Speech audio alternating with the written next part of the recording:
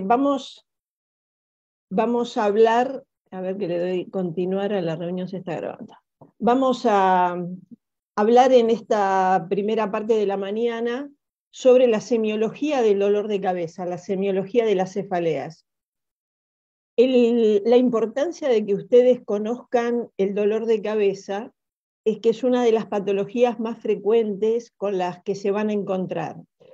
De hecho, para la Organización Mundial de la Salud, que cada 10 años hace un mapa de patologías más prevalentes o de prevalencia de las distintas enfermedades en el mundo, las cefaleas ocupan un lugar predominante. La enfermedad más prevalente a nivel mundial es la caries dental.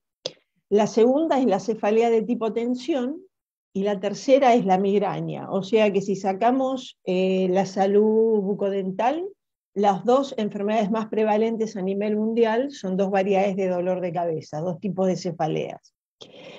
Y además de su frecuencia, el otro punto importante es la discapacidad que producen. También en este atlas de la sociedad de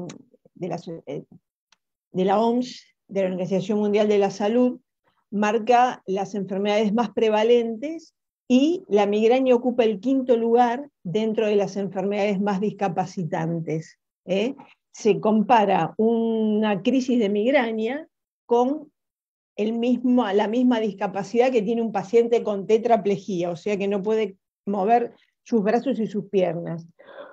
Obviamente la discapacidad de la migraña dura lo que dura la crisis y el tetrapléjico, la tetraplejía es permanente. Pero les digo esto para que se fijen o tengan en cuenta el grado de discapacidad que genera una crisis de migraña, por ejemplo. Esto hace que debamos poner hincapié en la necesidad de detectar hacer los diagnósticos diferenciales de las distintas variedades de dolor de cabeza, porque podemos mejorarle mucho de la calidad de vida a nuestros pacientes dándoles el tratamiento correcto, ¿sí? Hay reportes de muchos famosos a lo largo de la historia, por ejemplo, Julio César, San Pablo, Jefferson, Chopin, Darwin, Tolstoy, Freud, todos estos personajes de las más distintas áreas del conocimiento, de la política y de la historia, tenían en común su cefalea. Todos sufrían de dolor de cabeza, y ahora vamos a ver un poquito la semiología, la sistemática de estudio, porque los dolores que tratamos los neurólogos son aquellos donde la cefalea es la enfermedad y no un síntoma de otra patología, ¿sí? Entonces, estos dolores de cabeza primarios se dirimen en el consultorio sin necesidad de ningún otro estudio complementario, excepto para descartar una cefalea secundaria, una cefalea síntoma. No existe ningún estudio complementario que a nosotros nos pueda dar el diagnóstico de cefalea primaria. En el año 1988 surge de la Sociedad Internacional de Cefaleas, de la IHS, la primera clasificación y criterios diagnósticos del dolor de cabeza. Esta clasificación, que es muy extensa, después les voy a mostrar los slides para que tengan una idea de la complejidad de la clasificación, divide básicamente en tres grandes grupos a los dolores de cabeza. Las cefaleas primarias, que como les decía son de las que nos ocupamos los neurólogos, porque la cefalea es la enfermedad. Las cefaleas secundarias, que atraviesan todos los campos de la medicina, porque van a encontrar en estas donde la cefalea es un síntoma de una patología o de otra patología, como les digo, atraviesa transversalmente la medicina, porque puede ser una meningitis, un tumor cerebral, un glaucoma, la cefalea de la sinusitis, la cefalea del hipotiroidismo, la cefalea de la hiponatremia, o sea, de la hipertermia. Prácticamente todas las patologías pueden llegar a dar como síntoma un dolor de cabeza. Y después acá hay una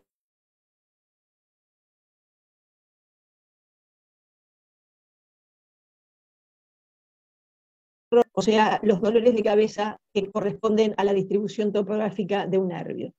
Bien, ¿qué hacemos cuando un paciente consulta por primera vez por un dolor de cabeza? ¿Qué hacemos? Primero nos fijamos en el interrogatorio si existe algún signo de alarma. ¿Cuáles son los signos de alarma? ¿Qué es a lo que nosotros nos debe levantar esa bandera roja y decir este paciente merece una imagen? ¿Se acuerdan que yo les dije que los dolores de cabeza primarios, de los que vamos a ver hoy la semiología, no tienen estudios complementarios anormales, no nos sirven los estudios complementarios, el diagnóstico es clínico y se hace con el interrogatorio. ¿Qué nos tiene que llamar la atención? Bueno, que el paciente tenga la primera crisis, sobre todo si esa primera crisis es después de los 50 años, porque ahí es donde empiezan los dolores secundarios a tumores, sean primarios o secundarios, y los dolores secundarios también, además de los tumores, a patología cerebrovascular. El otro punto es si hay un cambio de patente, o sea, un paciente que venía con un dolor de cabeza con una frecuencia baja, por ahí 1 por mes, 2 por mes, de golpe el dolor se hace más frecuente, cambia la patente temporal. Otra opción es que sea el peor dolor sufrido por ese paciente, o sea, un paciente que habitualmente tiene un dolor que calma con analgésicos que tome en su casa, que tenga que concurrir a una guardia porque por la severidad de ese dolor no lo puede resolver y necesita medicación endovenosa, por ejemplo. Y otra opción es que el paciente tenga un dolor en estallido, que es un dolor que llega al acné dentro del primer minuto. Este dolor en estallido también lo pueden encontrar como cefalea en trueno. Es importante porque puede tratarse de la ruptura de un aneurisma, de un primer sangrado, o sea, una pequeña fisura que se llama babeo, se hace que salga poquita sangre de ese aneurisma, da un dolor muy severo y no da ningún signo de foco neurológico. El paciente no tiene otra cosa más que el dolor de cabeza. O de una malformación arteriovenosa. La probabilidad es muy baja, es menos del 2%.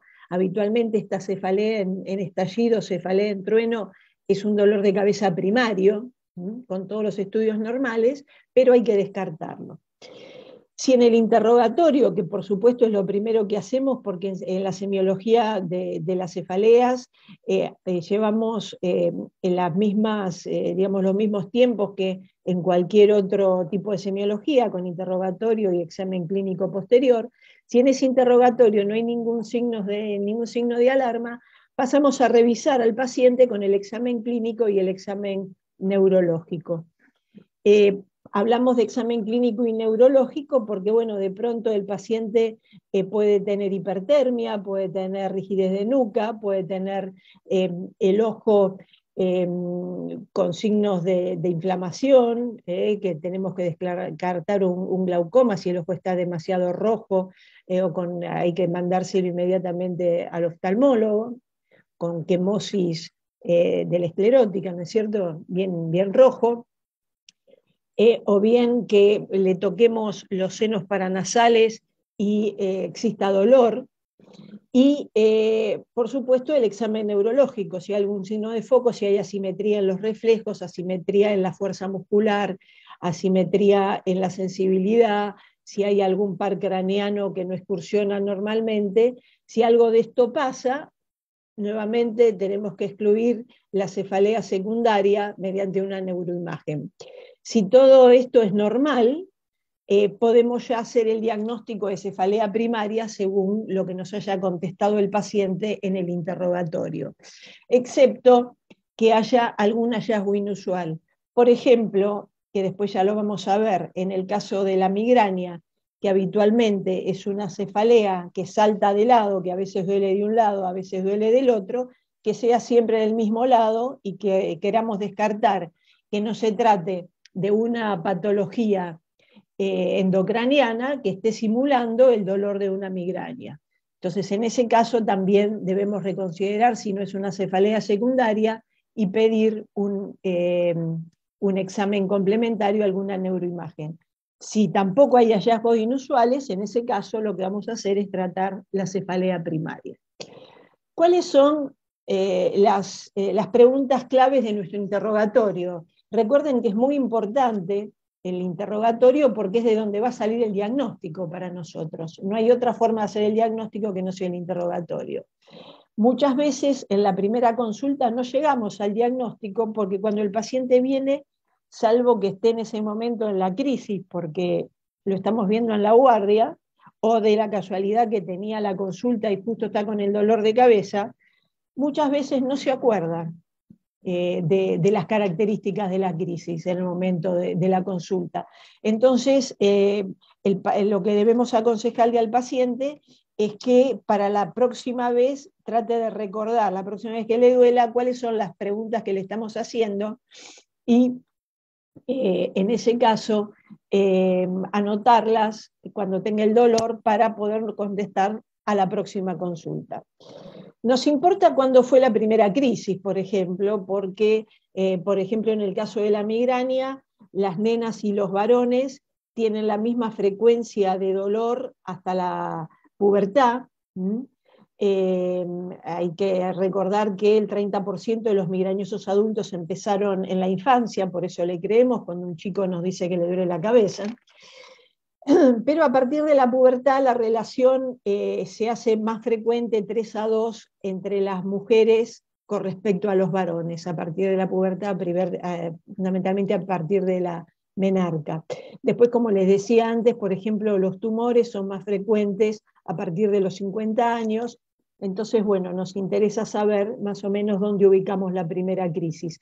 Hay mujeres que lo asocian con el inicio de usar anticonceptivos, por ejemplo, que empezaron a tener el dolor. Entonces, bueno, son todas cosas de relevancia para anotar en la historia clínica.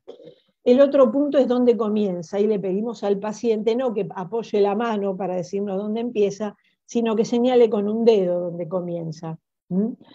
Porque a veces el paciente marca todo un hemicráneo y en realidad por ahí empezó preauricular y lo que tiene es una disfunción de la articulación temporomandibular, que después se irradia todo el hemicráneo.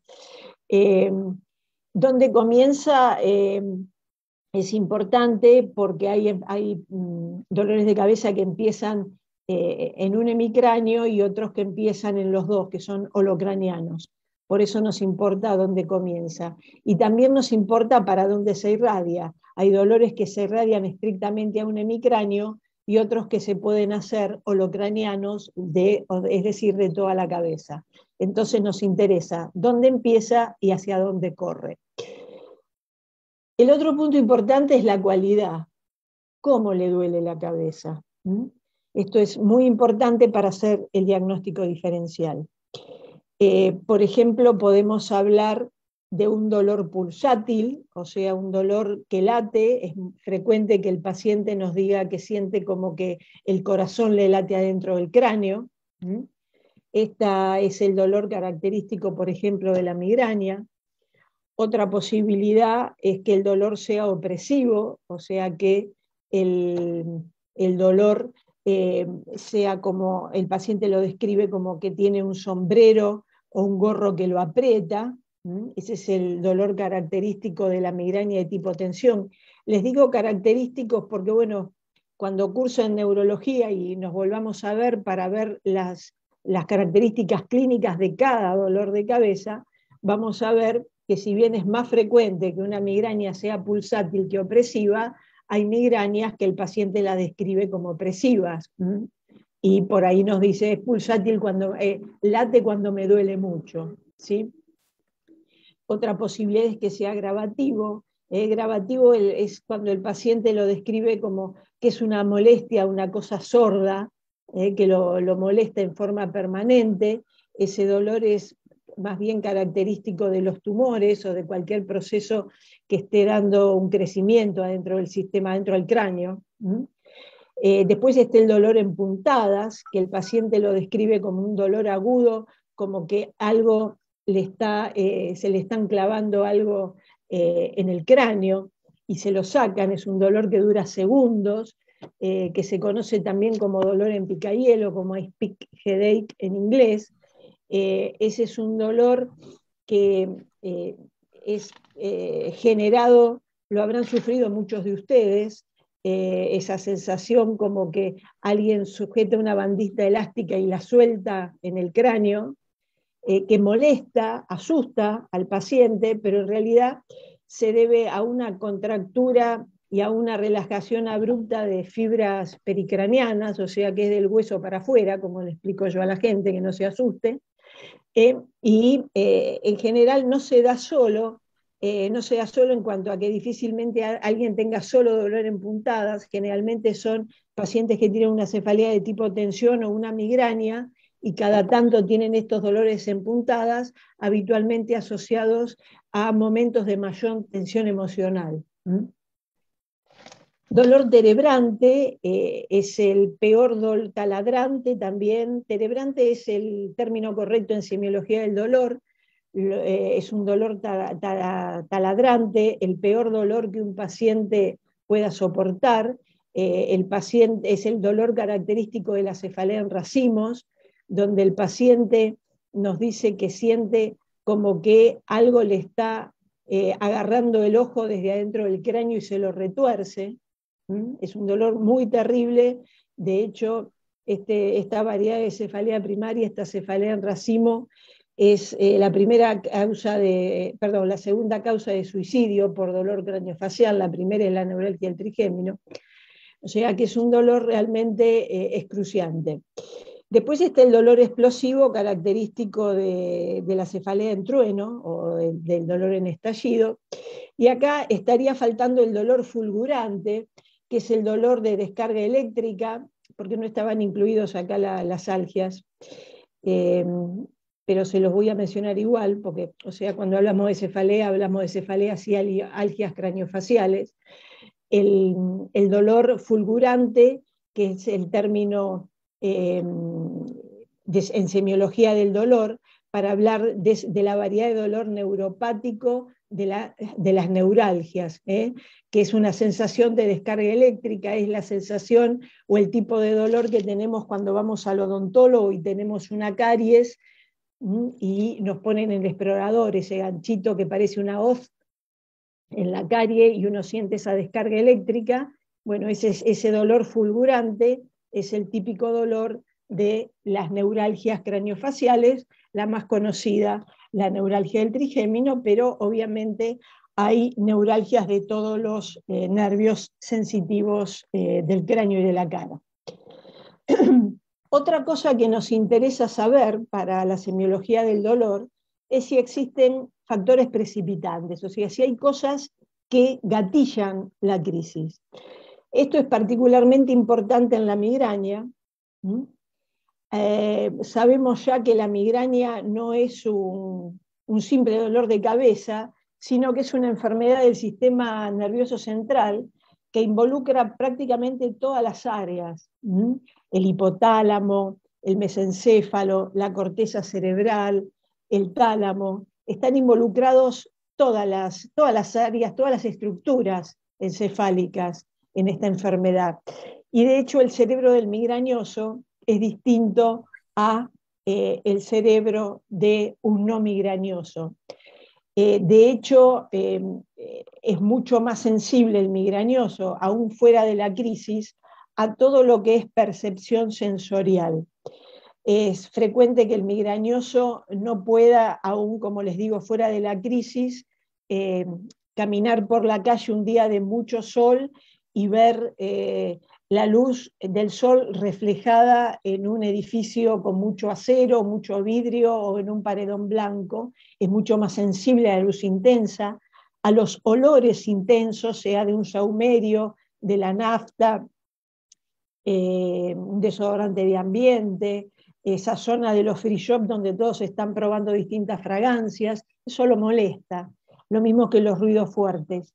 Entonces, más allá de que tiene esa percepción aumentada a todos estos estímulos sensoriales, además, si son muy intensos, pueden ser capaces de desencadenarle la crisis.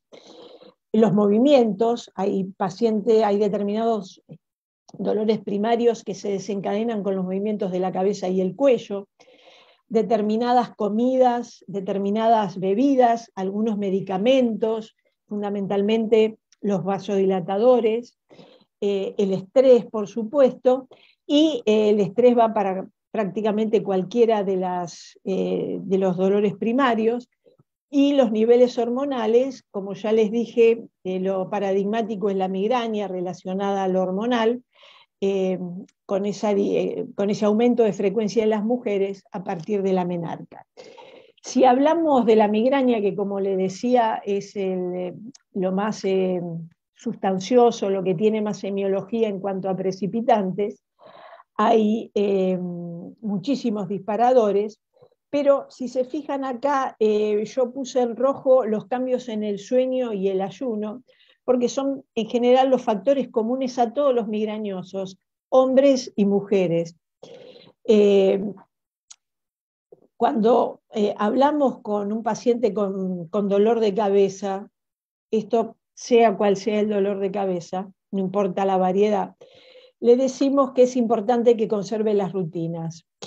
Los cambios en el sueño, aunque sean pocos, les habrá pasado a ustedes que, por ejemplo, de lunes a viernes duermen, no sé, 6, 7 horas, y el fin de semana que pueden dormir más, duermen 10 o 12, que se levanten con dolor de cabeza, porque dormir más o menos de lo que el cerebro está acostumbrado gatilla la crisis de migraña o de cefalea tipo tensión. Esto es importante sobre todo y bastante difícil de controlar en pacientes que tienen turnos rotativos de trabajo, desde médicos, enfermeras o cualquier personal de salud que hace guardia, o bomberos o policías, hasta personal de líneas aéreas. Lo ideal es acostarse y levantarse más o menos en el mismo horario. Y el otro punto importante es el ayuno. Para nosotros en dolor de cabeza, ayuno prolongado son 3 horas. Toda persona, desde que se levanta hasta que se acuesta, debería estar comiendo cada 3 horas para evitar la crisis. Lo ideal es hacer 4 comidas y 2 colaciones intermedias para respetar estos horarios. Con respecto a los cambios hormonales, más allá de la menarca, como les decía, los anticonceptivos son otro punto, porque hay mujeres, que esto también lo preguntamos en el interrogatorio, que toman anticonceptivos y que no sufrían de dolor de cabeza y empezaron a sufrir cuando lo empezaron a tomar, o que empeoraron el dolor de cabeza a partir de la toma de anticonceptivos. Y a veces en el interrogatorio tenemos que preguntarlo específicamente, porque uno le pregunta a la paciente, ¿toma medicación en forma crónica? Nos dice, no, no tomo nada, soy una persona sana. ¿Y anticonceptivos? Ah, sí, eso hace 5 años o 10 años o el tiempo que sea. O sea que las mujeres, muchas mujeres, no consideran los anticonceptivos como medicación. Por eso hay que preguntarle específicamente si están bajo tratamiento con anovulatorios, con anticonceptivos hormonales.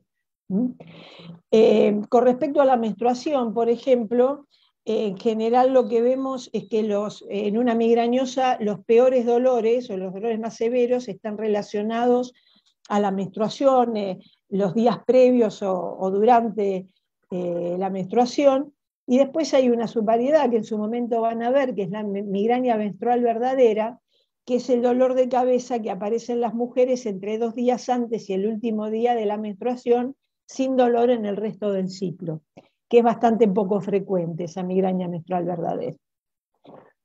Con respecto a las comidas y al alcohol, hay bibliotecas escritas con respecto a comidas o bebidas gatillo, determinantes, precipitantes de la crisis, pero menos del 10% de los migrañosos desencadenan la crisis por lo que coman o lo que toman.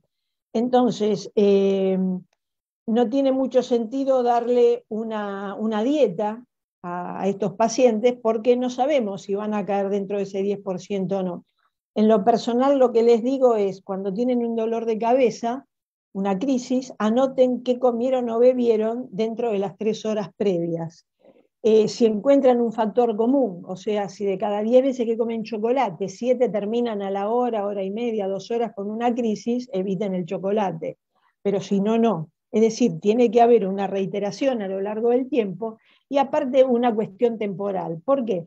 El chocolate y el queso, algunos quesos duros, por ejemplo, son ricos en tiramina. Esta tiramina, bueno, dentro del organismo va a sufrir una serie de transformaciones hasta quedar transformada en serotonina, que teóricamente sería la responsable de la crisis. Y esto ocurre en poco tiempo. O sea, si yo me di un atracón de chocolate anoche y tengo dolor hoy a las 11 de la mañana, seguro que no es el chocolate, porque mi organismo ya lo eliminó. ¿Sí? Entonces, tienen que existir esas dos cosas. Por el otro lado, el vino tinto tiene en suspensión unas sustancias que se llaman flavonoides. Estos flavonoides serían los responsables de la crisis en los migrañosos y el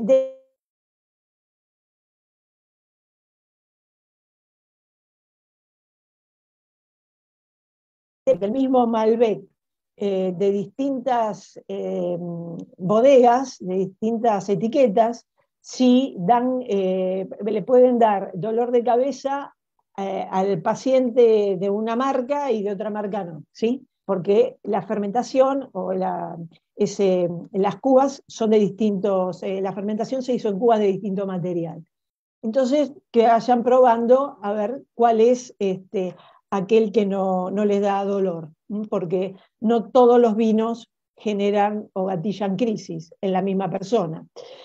Con respecto a las cervezas artesanales que no tienen conservantes, gatillan la crisis en menor proporción que las industrializadas que tienen conservantes. El champán, por ejemplo, dentro de las bebidas espirituosas, depende de qué proceso de segunda fermentación tenga esa uva. Porque, por ejemplo, los que están hechos con el método tradicional, el descrito por Don Periñón, el Champenois, que esa segunda fermentación se hace sin intervención de la mano del hombre, digamos, en oscuridad y en reposo, genera o gatilla crisis con menor frecuencia que aquellos que se han hecho acelerando esa segunda fermentación, girando la botella, eh, o sea, con una intervención, ¿sí? Eh, Una entonces, en ese pregunta. caso también, general, uno le dice al paciente, bueno, fíjese, por ahí encuentra alguno que no le gatille la crisis, antes de sacar todo, porque como les digo, la probabilidad es baja. Eh, con respecto al glutamato monosódico, el glutamato monosódico es un elemento que se usa como exacerbante de los sabores en las comidas chinas, en los condimentos que se usan en la cocina china. Entonces, por ahí el paciente nos dice, ¿cómo puede ser que como un wok, supónganse de verdura, o verduras al vapor y es todo sano y qué sé yo, pero le pusieron salsa de soja que tiene glutamato monosódico? Y en realidad el responsable de la crisis es el glutamato monosódico y no la verdura al vapor. ¿De acuerdo? Entonces, como les decía, lo ideal es hacer una especie de diario de comidas al paciente a ver si hay alguna relación. Otra sustancia involucrada dentro de lo que es comidas es el aspartamo, el NutraSweet, como gatillo. Y ustedes fíjense que si esto fuera cierto para todos o para la mayoría de los migrañosos, no podrían comer nada de la góndola verde de lácteos de supermercado porque la mayoría de los yogures light o de los postres light tienen aspartamo como edulcorante. Bien, como drogas precipitantes hay también muchas. Yo antes les mencionaba los vasodilatadores, los estrógenos involucrados en los anticonceptivos hormonales. Lo ideal es que una paciente migrañosa use anticonceptivos solamente a base de progestágenos, la ergotamina, la cafeína y la indometacina, pero después vamos a ver que cualquier analgésico puede llegar a dar dolor de cabeza, pero ya estamos hablando de dolores secundarios, porque son cefaleas inducidas por analgésicos. Y después otros factores como los cambios climáticos, ir a la altura, se supone que es por la hipoxia, eh, las crisis gatilladas por la altura, los golpes, hay cefaleas postraumáticas, hay migrañas postraumáticas, el ejercicio intenso y los estímulos sensoriales, como le dije antes, se ve importantes en cuanto a lo olfativo, auditivo o visual. Una Otro punto, pregunta. sí, ¿Y qué se hace con esos factores como precipitantes que no se pueden cambiar? Es decir, por ejemplo, con la menstruación o la fatiga, porque, por ejemplo, ciertas comidas y alcohol las puedes dejar de tomar o comer, o se algunas pueden otras evitar. precipitantes se pueden dejar, pero por ejemplo, la menstruación hay que tenerla, o a veces los cambios de sueño son inevitables, o lo que sea. Sí, bueno, Ahí siempre se medica. con respecto a los cambios de sueño, si son, que son inevitables, son inevitables. O sea, más que hacerle un certificado a un obrero que hace turnos rotativos y decirle que por su migraña debería hacer siempre turnos a la misma hora, no puedes hacer. Con respecto a la menstruación, depende, porque lo que pasa es que ya nos meteríamos en terapéutica y no es semiología, pero brevemente te digo que si la paciente tiene, como yo les decía, con la menstruación hay dos posibilidades, que sea una migraña menstrual verdadera o que tenga las peores crisis durante la menstruación. Cuando una paciente o un paciente tiene más de 4 o 5 crisis mensuales, ya le ponemos una medicación preventiva, o sea, una medicación para que no tenga dolor, ¿sí?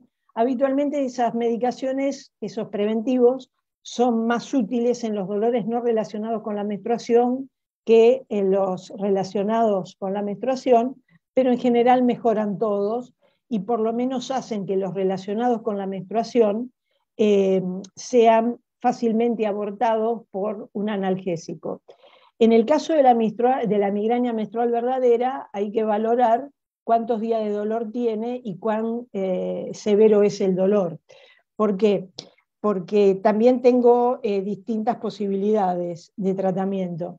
Si la paciente necesita, no sé, 4 o 5 comprimidos de analgésicos en el mes para manejar el dolor, que use esos comprimidos de analgésicos. Si la paciente termina en una guardia con medicación endovenosa porque el dolor no lo puede revertir, o bien eh,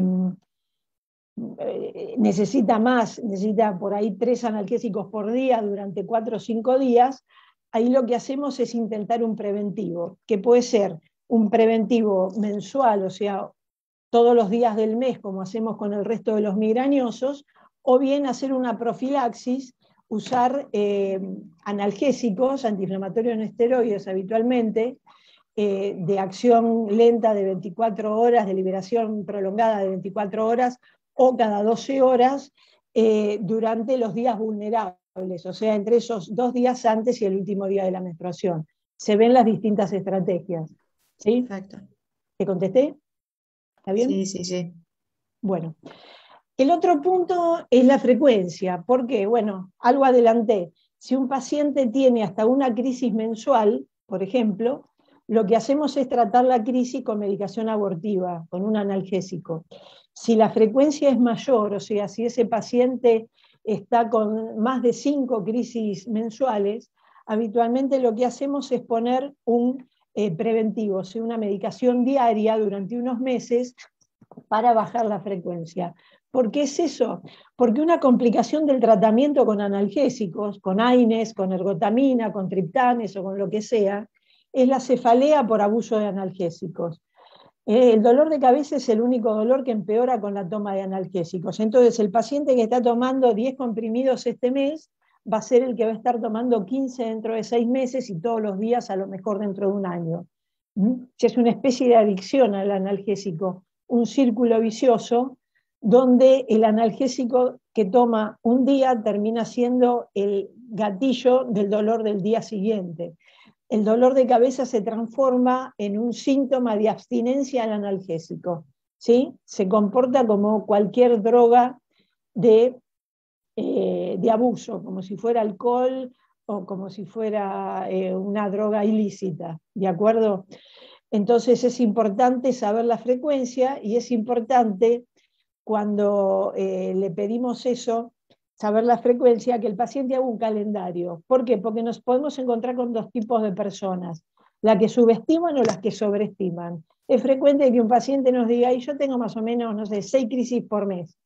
Y cuando viene a la consulta a lo mejor tiene 15, ¿sí? Porque está tan acostumbrado a que tiene el dolor, se toma la pastillita y el dolor se le va, que no registra muy bien cuántos dolores tiene. O lo contrario, que tenga, que nos diga que tiene 10 y en realidad registró 3, pero son tan intensos que el paciente lo vive como una cifra mucho mayor. Por eso es importante llevar un calendario del dolor donde el paciente anote tanto el día que le duele la cabeza como qué cantidad de analgésicos tomó por ese dolor de cabeza, ¿sí? Y esto está enganchado con cada cuánto le duele, ¿sí? Si es regular, o sea, si más o menos le duele la misma cantidad de veces por mes, si cambia en frecuencia, y si tiene intervalos libres de dolor, porque hay dolores que son periódicos, como en la cefalea en racimos, que por eso se llaman racimos, son dolores agrupados, donde cada crisis es una uva de ese racimo, con meses del paciente libre de dolor hasta la aparición del próximo racimo. Más allá de lo que hablábamos de cualidad del dolor, o sea, de cómo duele, si es pulsátil, opresivo, fulgurante, terebrante, etcétera, o la localización del dolor, es muy importante también la patente temporal. ¿Qué frecuencia tiene ese dolor de cabeza?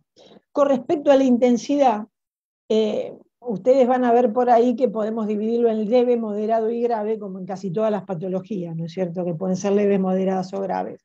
Lo que pasa que el dolor, tratándose de ser algo 100% subjetivo, es muy difícil valorar, es lo que nos dice el paciente. Entonces, de pronto hay personalidades estoicas que un dolor espantoso nos dicen que es leve y viceversa, que un dolor leve lo describen como algo aterrador. Entonces, lo mejor es saber qué pasa con la actividad de ese paciente. Si no modifica la actividad, si el paciente dice, no, yo tengo ese dolor, pero sigo trabajando, sigo estudiando, lo consideramos leve. Si modifica la actividad, o sea que nos dice, yo puedo seguir estudiando, trabajando, pero con más esfuerzo, consideramos que es moderado. Y si inhibe la actividad, si nos dice, no, tengo que dejar todo e irme a acostar, consideramos que ese dolor es severo.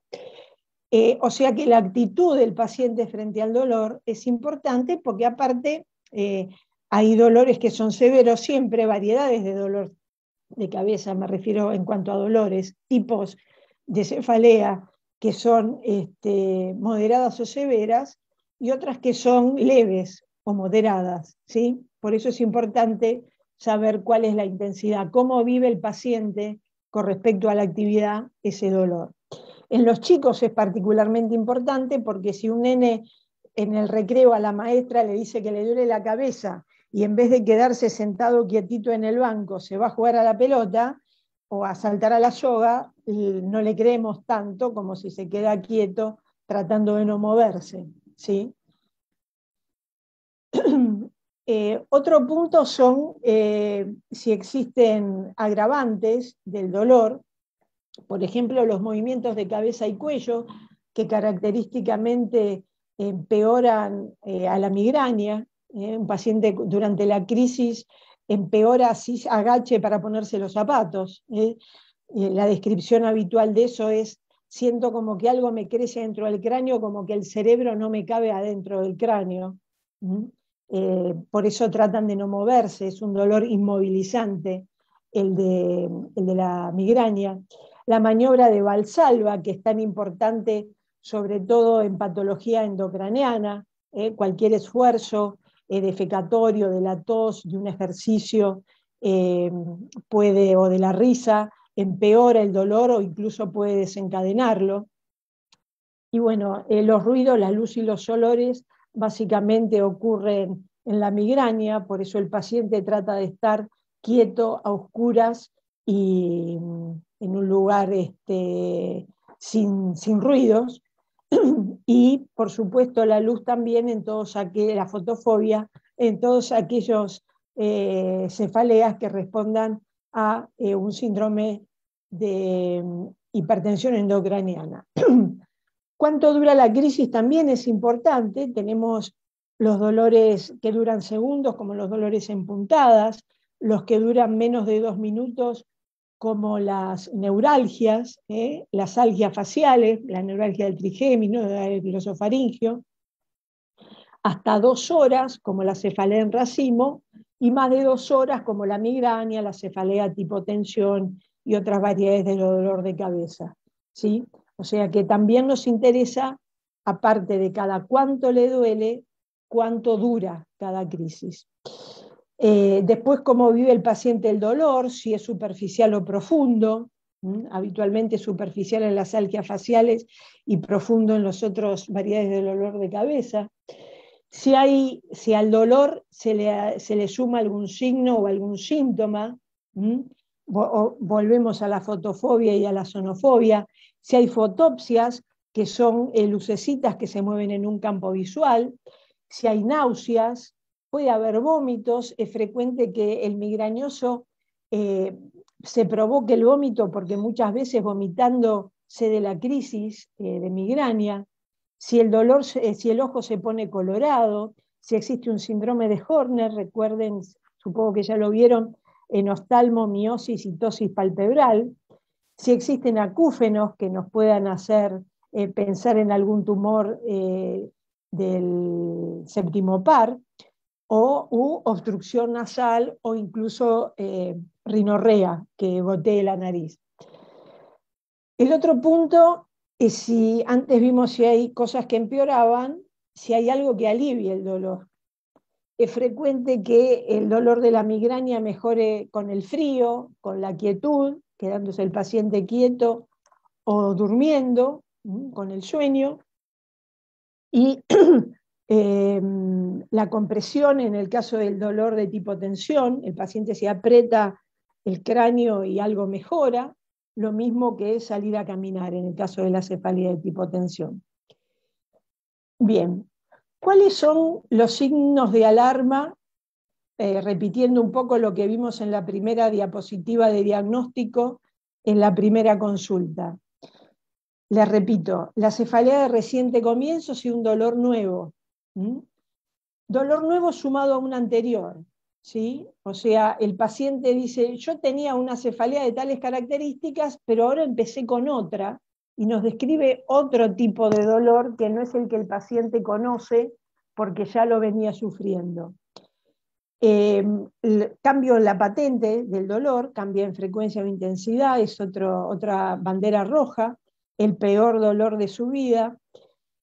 Si a la cefalea se agregan otros síntomas, problemas de la visión, de la fuerza, la sensibilidad, dificultad para hablar, vértigo, aunque desaparezcan en pocos minutos, porque después vamos a ver que puede tratarse de una variedad de migraña que tenga alguno de estas características, de estos síntomas y signos asociados que que nos hacen pedir una neuroimagen, porque a veces se asocian a malformaciones arteriovenosas, estas migrañas con aura. Cuando el dolor es desencadenado por esfuerzos, también pedimos neuroimágenes, hay que pedir una resonancia y una angioresonancia para descartar cualquier tipo de patología vascular. En el estado migrañoso es una crisis de migraña que dura más de 3 días, que no cede con analgésicos comunes, y en un 1.5-1.8% está asociado a una malformación arteriovenosa. Por eso, frente a un estatus migrañoso debemos pedir una neuroimagen.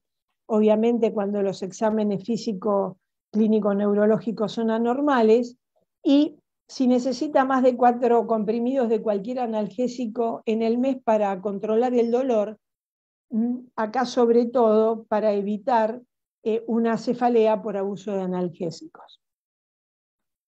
Bien, rápidamente vamos a ver las características de los dolores de cabeza primarios más frecuentes. No voy a hablar de todos los dolores primarios porque son muchos, después rápido les voy a pasar la clasificación. En el caso de la migraña, en el interrogatorio, el paciente nos va a decir que dura entre 2 y 72 horas, pero fíjense que acá dice al menos dos de las siguientes características. Lo típico es que el dolor sea hemicraniano, sea unilateral, que sea pulsátil, la intensidad moderada severa y que se agrave por la actividad física, pero de rutina, como les decía antes, agacharse para ponerse un zapato, subir una escalera, correr el colectivo, ¿sí? Eso empeora mucho el dolor de cabeza. Y les diría, en mi experiencia de varias décadas viendo pacientes con dolor, que es lo más constante en la migraña. O sea, si yo tengo un paciente con un dolor holocraniano, o sea, que le duele toda la cabeza y es opresivo, si el paciente me dice que cuando se agacha para ponerse las medias el dolor empeora notablemente, es una migraña hasta que se demuestre lo contrario, no importa que sea bilateral y que sea opresiva. ¿Mm? Y durante la crisis de este dolor, por lo menos existen náuseas o vómitos o fotofobia y sonofobia. Esas son las características de una migraña típica, hemicraniana, pulsátil, severa, se agrava por la actividad física, habitualmente el paciente tiene náuseas, le molesta la luz y los ruidos, por eso se va a acostar. eh, las náuseas y los vómitos a veces son tan severos que el paciente cree que tiene un ataque al hígado y que por eso le duele la cabeza. No es infrecuente que los gastroenterólogos nos deriven pacientes, porque el paciente en general empieza por el especialista al que asocia el síntoma que más le molesta. Si lo que más le molesta son las náuseas, va a empezar por el gastroenterólogo pensando que tiene algún problema digestivo. Si lo que más le duele es el ojo o tiene algún síntoma visual, va a ir al oftalmólogo. Si tiene una migraña menstrual, consultará primero con el ginecólogo, etc. Esto es una crisis de migraña con aura. Acá el paciente que estaba inglés está manejando al revés, ¿no? De golpe pierde la mitad del campo visual. Esto se llama semiológicamente escotoma centellante, escotoma porque es una mancha ciega y centellante porque lo que dibujó en rojo es luz, por eso es una mancha ciega que centellea. Y esto se llama espectro de fortificación porque está descrito como la luz, como la vista, la visión de un fuerte, imagínense una película donde, qué sé yo, del lejano oeste americano con una fortaleza, o en la época en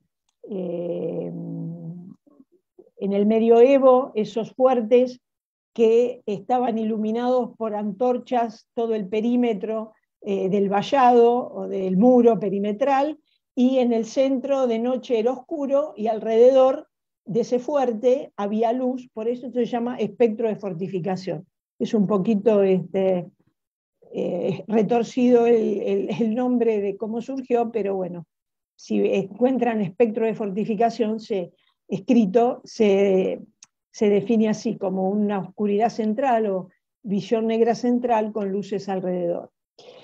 Esta aura migrañosa consiste en síntomas totalmente neurológicos, totalmente reversibles, que pueden ser visuales, como en el caso de que les mostré antes, sensitivos habitualmente parestesias, hormigueos en un hemicuerpo, o del lenguaje, que pueden ir desde una disartria hasta una fascia nominal, sin debilidad motora, sino ya estamos dentro de otra variedad que es la migraña hemipléjica, y que esos síntomas se desarrollan en 5 o más minutos y que cada síntoma dura más de 5, menos de 60, y el otro punto es que el dolor de cabeza, esa crisis de migraña, aparece durante el aura o dentro de los 60 minutos siguiendo al aura.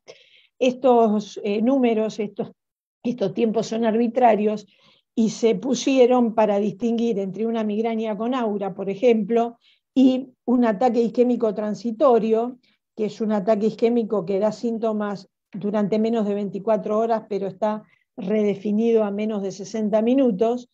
Distinguir estos ataques isquémicos transitorios más una crisis de migraña de una migraña con aura. O sea, si el paciente tiene trastornos para hablar a la mañana y hace la migraña a la tarde, no voy a decir que tuvo una migraña con aura, ¿sí? Para hacer una migraña con aura se tiene que dar dentro de estos términos de tiempo. Bien, voy a ir un poquito más rápido. Cuanto a la cefalea de tipo tensión, el dolor es opresivo habitualmente y es holocraniano, duele de los dos lados, la intensidad es de leve a moderada y no se agrava por la actividad física de rutina, habitualmente no hay náuseas, puede molestar un poco la luz o los sonidos, pero tampoco es demasiado frecuente y bueno, como todo dolor primario, no se puede atribuir otra causa, sino ya no sería un dolor primario. La cefalea en racimos, de las que le hablaba cuando le hablé de dolor terebrante, es esta segunda causa de suicidio por dolor craneofacial, donde el paciente, además de ese dolor excruciante, ese dolor terebrante que habitualmente lo ubica atrás del ojo, puede tener un síndrome de Horner parcial. Fíjense acá la tosis palpebral, y además el ojo se pone rojo, y hay una obstrucción nasal con rinorrea. Estas cefaleas en racimo están dentro del tercer grupo de la clasificación. El primero es la migraña, la segunda la cefalea de tipo tensión, y el tercer grupo de la clasificación nos habla de cefaleas trigéminovasculares, porque existe un componente de dolor, más todo esto simpático y parasimpático, y involucra a la cefalea en racimo, a la hemicrania continua y a las hemicranias paroxísticas, tanto la episódica como la crónica, y al SUNT, que es un dolor corto también de estas cefaleas, perdón, trigéminovasculares, le dije, el nombre correcto es trigéminoautonómicas, porque tienen el componente doloroso más este componente autonómico importante, que a veces supera al dolor. Bien, por último tenemos la neuralgia del trigémino. Este es un dolor corto, es un dolor que dura menos de 2 minutos, por eso los franceses lo llamaron tic doloroso, a esta neuralgia del trigémino. Es un dolor fulgurante, o sea, ese dolor que parece una descarga eléctrica. Está precipitado por zonas gatillo, eso es muy importante. El paciente gatilla el dolor, desencadena el dolor cuando mastica, cuando traga, cuando se seca la cara, cuando se afeita, cuando da un beso. Es decir, está imposibilitado de hacer prácticamente todo, y eso es lo que hace que sea tan desesperante y que sea la primera causa de suicidio por dolor craneofacial. No hay déficit neurológico, o sea, uno cuando revisa al paciente, el dolor, la sensibilidad está respetada, el reflejo corneano está respetado, no habría una neuropatía trigeminal. El dolor puede ser de cualquiera de las 3 ramas del trigémino, de la primera, de la segunda o de la tercera. El más frecuente lejos es el dolor de la segunda rama, le sigue el de la tercera y muy lejos en frecuencia el de primera rama.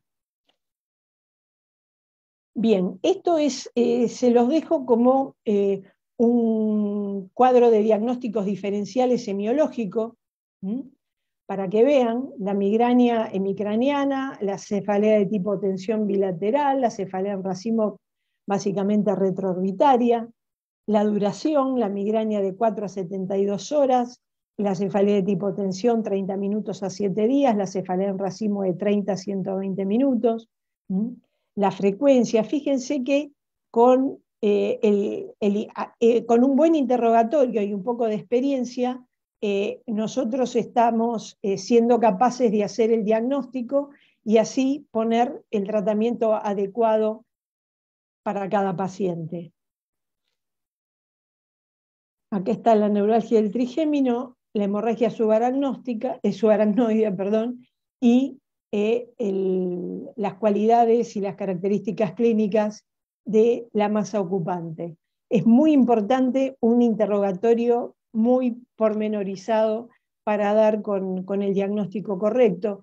Por eso la semiología es importante en la cefalea, porque no hay ningún método diagnóstico que a nosotros nos diga, este paciente tiene una cefalea en racimos, tiene una neuralgia del trigémino, tiene una migraña, tiene una cefalea de tipo tensión. Es nuestro interrogatorio lo que va a hacer el diagnóstico, es puramente semiológico. Y esto es para que vean un poco la complejidad de la clasificación.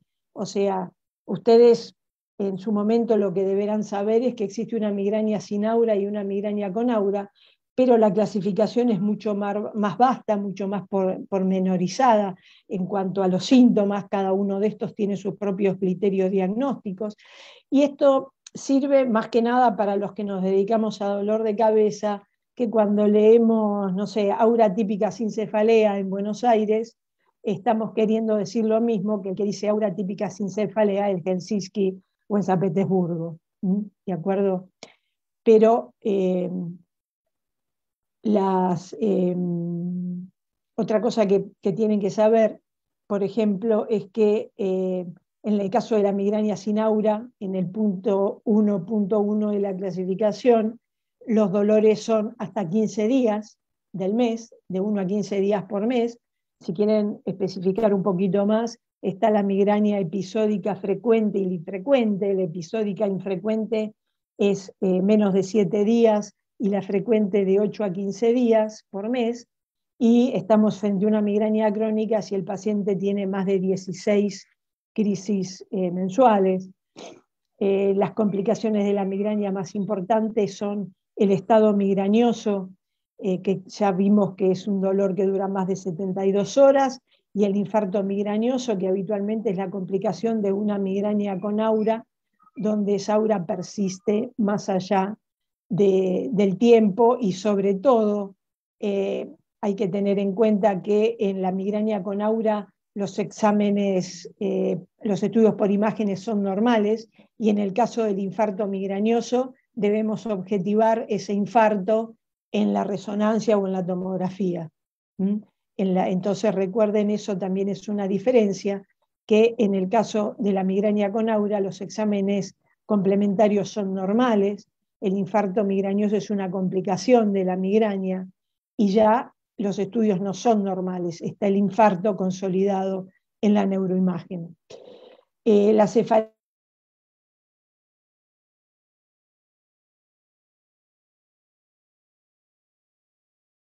de la clasificación de 1988 se hablaba de cefalea tensional, porque se atribuía a todos estos tipos de dolor de cabeza al compromiso de la musculatura pericraneana. Había una contractura muscular y esto causaría el dolor de cabeza. Después, con el advenimiento de distintos estudios y distintos métodos diagnósticos, fundamentalmente electromiogramas pericraneales, se empezó a hablar de tipo tensión, porque pacientes con la misma clínica, algunos tenían compromiso de la sensibilidad pericraneal y otros no, por eso se habla de tipo tensión y no de tensional. Misma clínica, distinto examen físico en cuanto al compromiso pericraneal.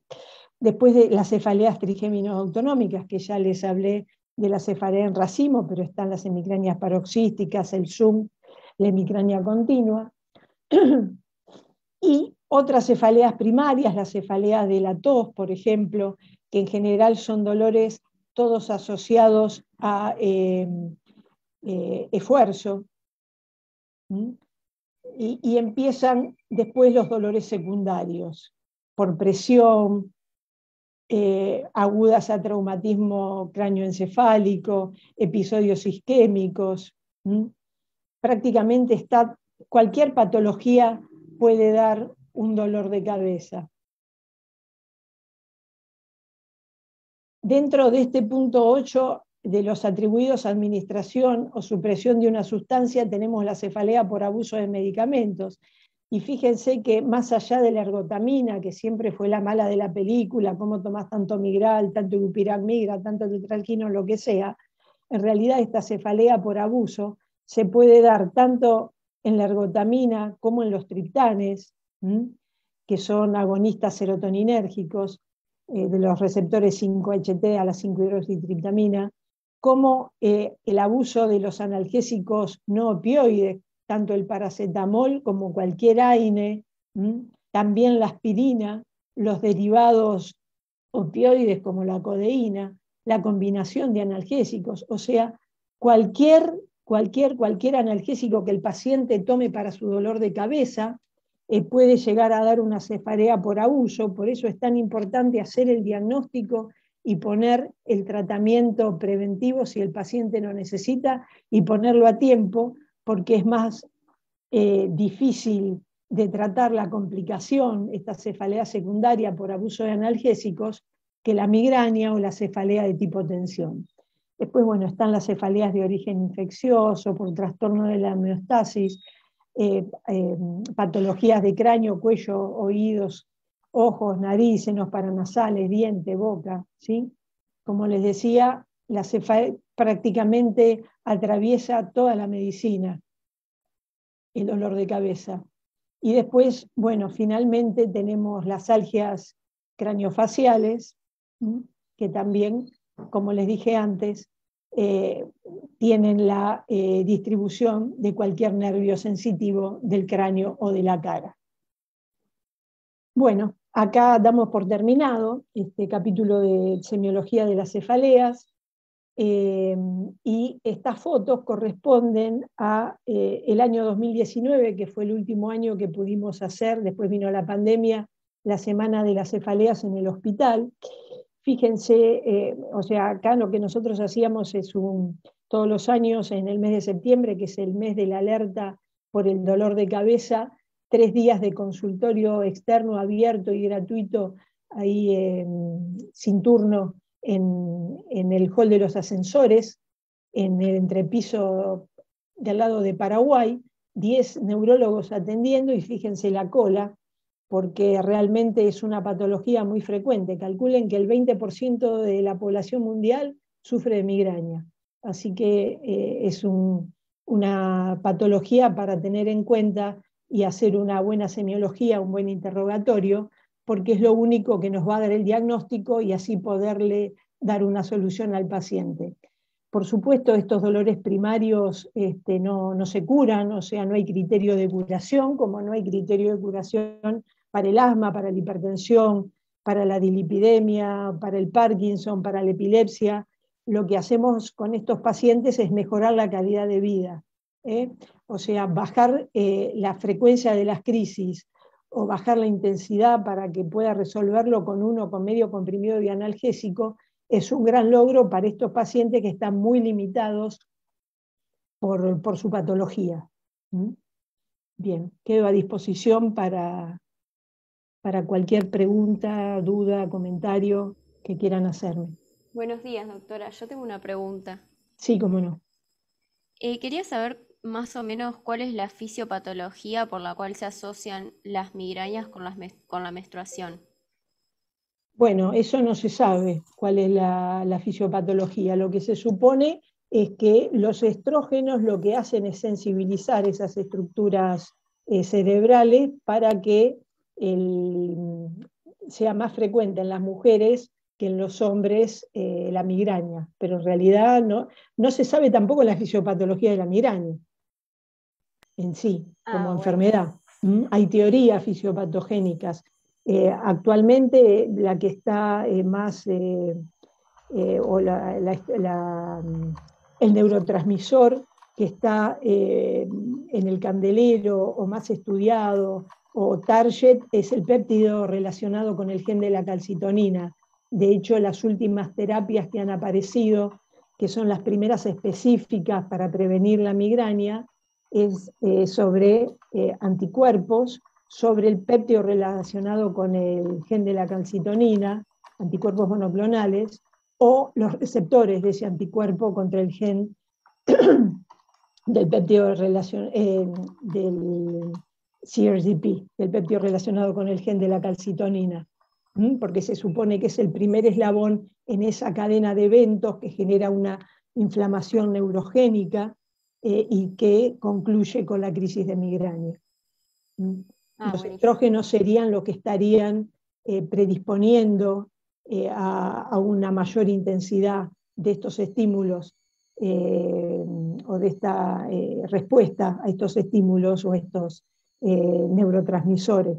Por eso la mayor frecuencia es mujeres y por eso en mujeres migrañosas la mayor intensidad en los días perimenstruales, y también por eso se aconseja no dar anticonceptivos con estrógenos, y sí no habría problema con la progesterona sola, con los que tienen progestágenos solos.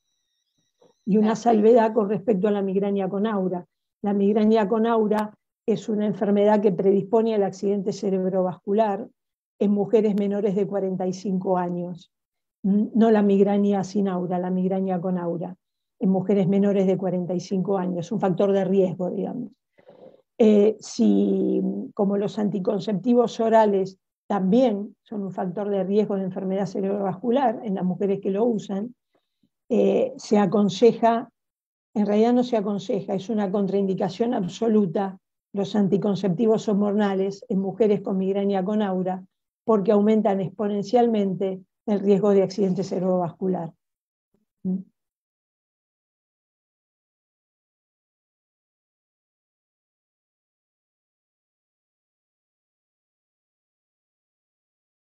Tiene exponencialmente aumentado el riesgo de enfermedad cerebrovascular.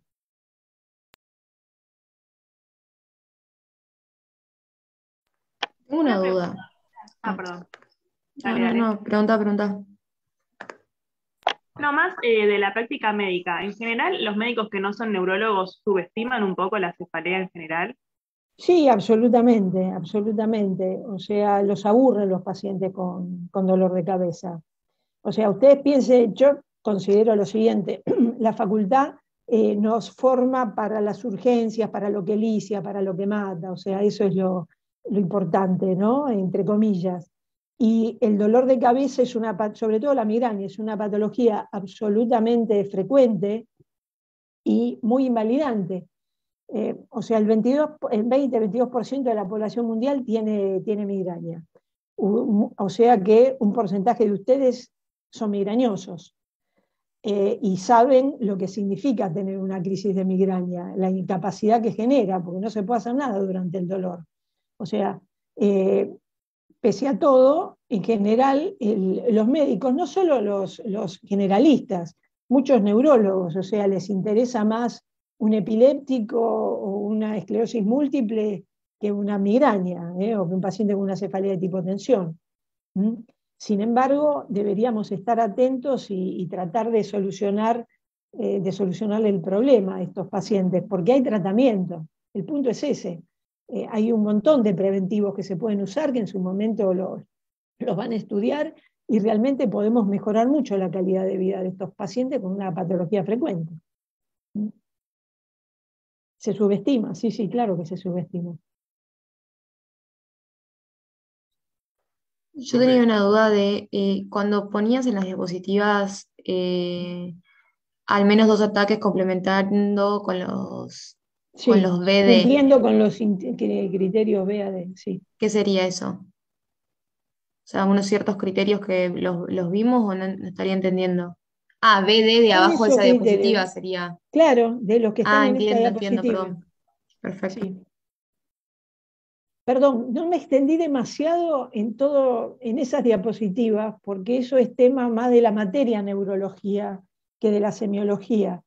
Esas diapositivas están puestas para que ustedes entiendan o para aplicar los términos que vimos en las primeras semiológicas, ¿sí? O sea, en cuanto al tipo de dolor, en cuanto a la frecuencia de dolor, en cuanto a la duración de dolor, cómo aplican todas esas preguntas después en los criterios diagnósticos para hacer el diagnóstico de los distintos tipos de cefaleas primarias. Por eso no me detuve tanto como en las primeras, que son puramente semiológicas. No, está bien, pero como decía eso de los criterios BID, no había entendido si eran los Claro, criterios son los inicial o los puntos de No, abajo. no. Si después cuando los mires con detenimiento vas a ver que en la misma diapositiva están esos criterios B, C y D. Perfecto. Doctora, ¿qué tal? Buen día. Le hago una pregunta. Sí.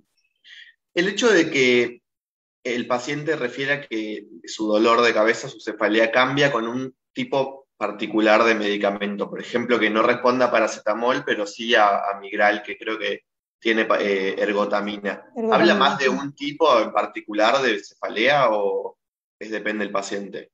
No, lo que pasa que, o sea, es habitual que el paciente pregunte cuál es el mejor analgésico. Y en realidad no hay un gol estándar de analgésicos, ¿sí? Eh, Hay pacientes que responden al paracetamol, pacientes que responden al ibuprofeno, pacientes que responden al ketorolac, y si hablamos de migraña, pacientes que responden a la ergotamina y otros que responden a los triptanes. Con respecto a la ergotamina, o sea, en lo puntual de tu pregunta puede ser que no responda al paracetamol porque no tiene la potencia analgésica que tiene el Migral, pero ojo, porque el Migral no es ergotamina solo, o sea, no tenemos fármacos con ergotamina sola en la Argentina. Es ergotamina más un AINE más cafeína, por lo menos. Por ejemplo, el Migral 500 tiene 1 miligramo de ergotamina, 100 de cafeína, 500 de dipirona. El Migral 2 tiene 1 miligramo de ergotamina, 400 de ibuprofeno, 100 de cafeína. El Ibupirac Migra tiene, bueno, 400 de ibuprofeno, 1 de ergotamina, 100 de cafeína. El Tetralgin tiene dipirona, tiene ergotamina, tiene metroclopramida y tiene ciproctadina, ¿sí? O sea, no hay ergotamina pura. Así que un paciente con una cefalea tipo tensión que no responde a la ergotamina pura porque no hay un componente vascular, puede responder al Migral por el ibuprofeno que tiene. O sea que no te hace diagnóstico, si es la pregunta, porque no Claro, hay perfecto. ergotamina sola. Sí, sí, ni hablar. Me imagino que hay un montón de combinaciones. Yo lo asocio porque en mi casa yo siempre les digo, tómense un paracetamol y ellos están como empeñados en tomar Ibupirac Migra porque es lo único que les calma el dolor. Así que bueno, por ahí lo relacionaba con eso. Claro, pero puede ser perfectamente una migraña y que lo que esté funcionando sea la combinación. Lo que te quiero decir es que un paciente con una cefalea de tipo tensión, que se toma un medicamento con ergotamina, por ahí mejora porque le está funcionando el AINE. Es Claro, distinto el sí. caso de los triptanes, donde vos tenés triptanes puros. Si responden al triptán, no es una cefalea de tipo tensión porque es un vasoconstrictor. Claro, ni hablar. Gracias, doctora. Muchas gracias. No, por favor. Profe, ¿cómo va? Yo tengo una pregunta. Primero, dos en realidad. Una es respecto cuáles son los otros factores de riesgo que se pueden asociar con la permanencia de los signos de los síntomas de aura, digamos, o que se lesione alguna parte durante el aura y que quede permanentemente. Habías dicho recién, por ejemplo, el uso de anticonceptivos con estrógenos, por ejemplo, pero hay otros factores No, de eso no riesgo. quiere decir, no. Una cosa es que un aura prolongada que tenga mucha vasoconstricción termine con un infarto migrañoso. Y otra cosa es el riesgo de accidente cerebrovascular aumentado de la migraña con aura. Claro, ¿Sí? O sea, no es una complicación del aura migrañosa, es un factor de riesgo para stroke. Puede claro. tener el stroke sin haber tenido la migraña en ese momento. Y en el caso puntual de que el aura migrañosa deje o sea, puede ocurrir que deje una secuela permanente. Puede ocurrir. ¿Y hay algún factor de riesgo que haga que algunas personas tengan más riesgo de Eh, justamente... Uno de los factores de riesgo de que se habla es que el paciente haya tomado ergotamina o triptanes, que son vasoconstrictores. Por eso se desaconseja usar ergotamina y triptanes durante el aura, Claro, porque pueden aumentar la vasoconstricción y llevar a una lesión. entiendo. Y la otra pregunta era respecto a los vasodilatadores. Ujú. Vasodilatadores como por ejemplo los que se usan para el tratamiento de la alopecia capilar, como el Pueden, minoxidil tópico. ¿Eso puede incluso pueden, causar pueden tópico? empeorar la migraña, pueden empeorar la migraña. Lo mismo que los vasodilatadores coronarios o el sildenafil. Claro, entiendo. Bueno, gracias.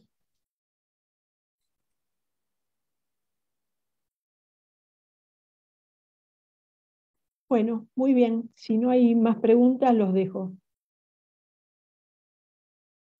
Muchísimas gracias, doctora. Gracias.